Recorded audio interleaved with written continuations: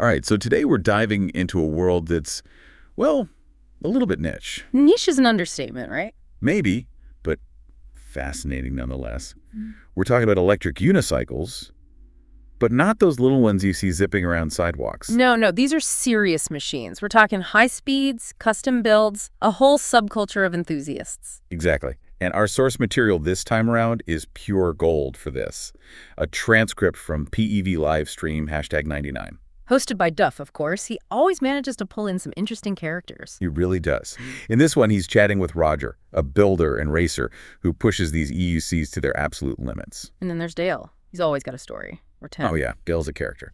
But before we get too far, let's lay some groundwork. So we're talking about electric unicycles, EUCs for short. One wheel, self-balancing, surprisingly powerful. And surprisingly fast.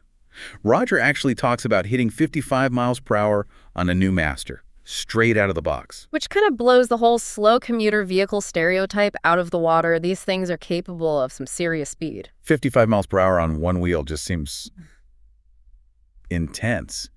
What drives that need for speed?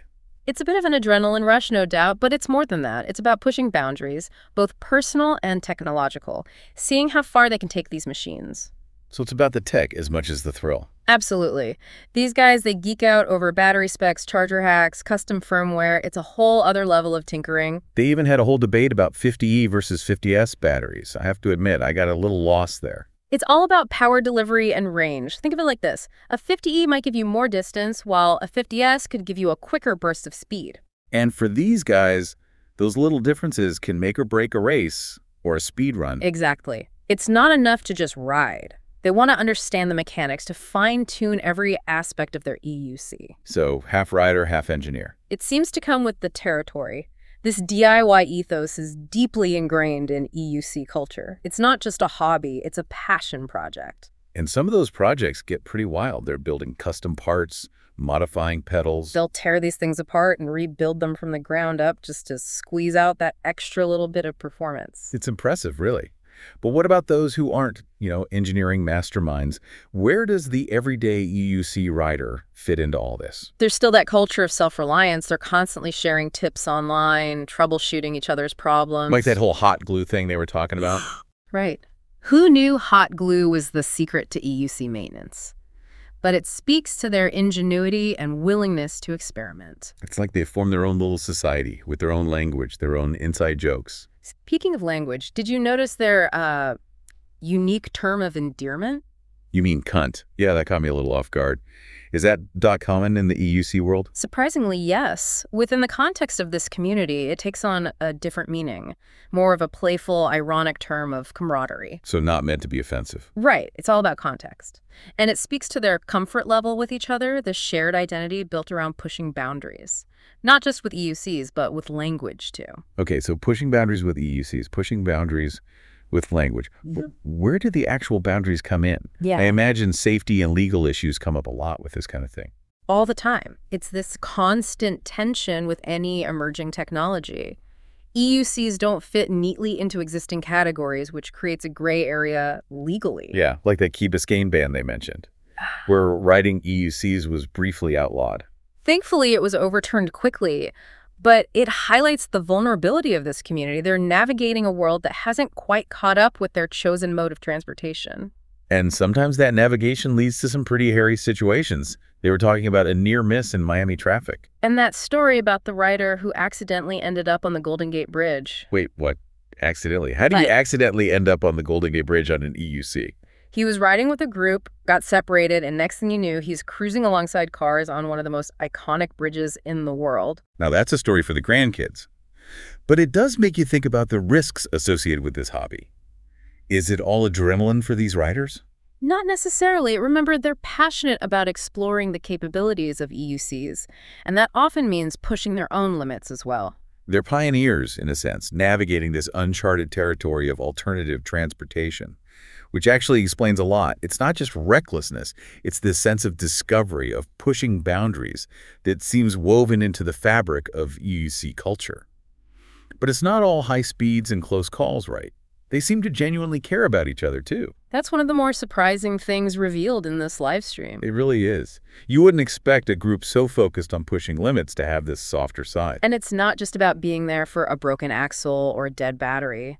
They celebrate each other's wins, big and small. Like Dawn's 120-mile full moon ride. 120 miles on one wheel. My knees ache just thinking about it. But it speaks to their dedication, their passion for this. It's more than just a hobby for them. It's a lifestyle. And like any good lifestyle choice, it comes with its fair share of drama. You mean like the Godzilla photo incident? Oh yeah, that whole thing was wild. Well, Someone posts a seemingly harmless photo online, and suddenly the entire EUC community is up in arms. it's like a microcosm of the internet itself, but it highlights this interesting dynamic. They're figuring out their own social norms, their own boundaries. It makes you wonder how much of the subculture is shaped by those online interactions. Because they're not just writing together, they're sharing their experiences, their knowledge. Exactly. And that's where someone like Roger comes in. His viral video, the one where he's practically flying down that mountain path, it completely changed the game. That video was insane.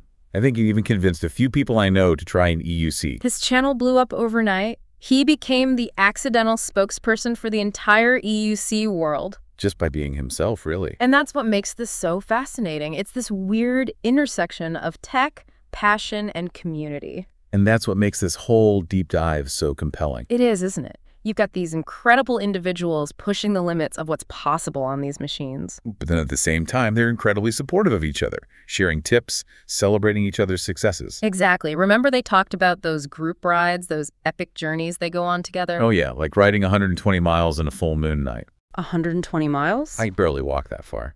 It shows the kind of camaraderie you don't see in a lot of places. It's this shared experience that bonds them together. And then there's that whole Godzilla photo incident. Oh, don't even get me started on the Godzilla photo. It just goes to show, even in a community as niche as this, you're still going to have your drama. But it's that passion, that intensity that makes it all so interesting. They care deeply about this stuff. And that passion is contagious too. Remember Roger's viral video? The one that launched 1,000 EUCs? Oh, absolutely. That video single-handedly put EUCs on the map for a lot of people. It's amazing how one person's passion can resonate with so many others. And that's what it all boils down to, isn't it? Passion. Whether it's for speed, for technology, for community, or just for the pure joy of writing. These EUC enthusiasts have got it in spades. And they're not afraid to share it with the world, which is, honestly, pretty refreshing. So for anyone out there who thought electric unicycles were just for, quirky commuters, Think again. there's a whole world of innovation, adventure, and yes, even a little bit of drama, just waiting to be explored. And who knows, maybe this deep dive has inspired a few of you to give it a try. Just maybe. And if you do, watch out for that Godzilla photo. And whatever you do, don't forget your hot glue gun. You never know when you might need it. Until next time, keep exploring and keep those wheels turning.